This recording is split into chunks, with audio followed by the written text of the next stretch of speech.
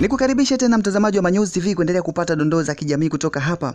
Waziri Mkuu wa nchi ya Tanzania Mheshimiwa Mwigulu Lameck Nchemba hii leo Aprili mosi mwaka 2026 akiwa bungeni jijini Dodoma wakati wakiwasilisha makadirio ya mapato na matumizi ya fedha kwa mwaka 2026-2027 ameongelea kuhusu bajeti za sekta mbalimbali zikiwemo zinazoendeshwa na serikali pamoja na miundombinu ya kuhifadhi mafuta katika bandari ya Mtwara na kujengwa kwa miundombinu ya nishati ya gesi ili kuwezesha vyombo vya usafiri kutumia gesi. Na kwa vile vyombo vya moto ambavyo vinatumia mafuta kutokana na kupanda kwake kwa bei ya mafuta hivi karibuni, kukaa kama serikali kuona ni kwa jinsi gani wanaweza kukabiliana na swala hilo ili kuhakikisha bei zake zinakuwa himilivu.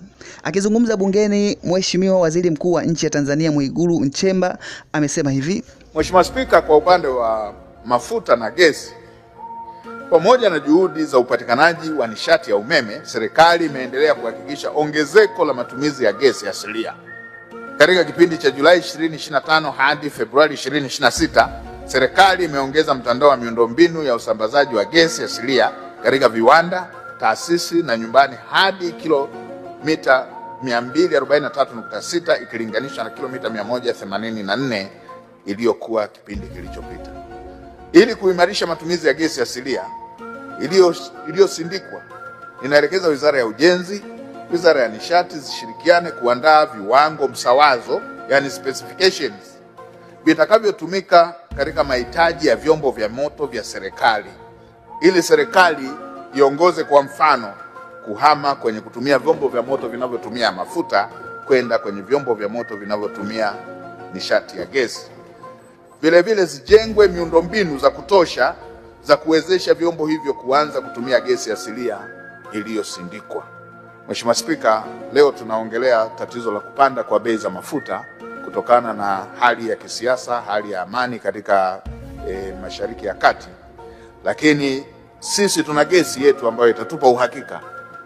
Tukishakuwa na gesi yetu na vifaa vyetu vinatumia nishati ya gesi, maana yake hatutaathirika sana yanapotokea matatizo kama haya kwenye nchi zinazozalisha mafuta. Licha ya uwepo wa changamoto za kiusalama za kikanda na kimataifa ikiwemo ile ya Mashariki ya Kati, serikali itaendelea kusimamia upatikanaji wa bidhaa hizi za mafuta, petroli pamoja na mengineyo ili kuweza kuhakikisha kuwa bidhaa hizo zinaendelea kuwa himilivu. Tumeona bei zimeanza kupanda, tutakaa ndani ya serikali kuweza kuhakikisha tunakabiliana nalo vipi hilo, ili wananchi waendelee kupata mafuta kwa bei watakayoweza kumudu na kudhibiti kupanda kwa gharama za maisha. Katika hatua nyingine, serikali imeendelea kusimamia mifumo ya kuagiza na kuhifadhi na kusambaza mafuta pamoja na kuongeza uwezo wa kupokea na kuhifadhi mafuta katika bandari yetu ya Dar es Salaam na Mtwara.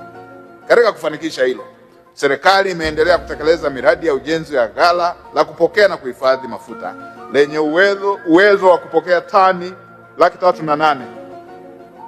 308,110 katika bandari ya Dar es Salaam ambapo umefikia 30%. Aidha, miundombinu ya kuhifadhi mafuta katika bandari ya Mtwara imeongezeka kutoka tani 29,280 hadi tani 110,221 ambayo itawezesha kupokea meli zenye shehena ya tani 30,000.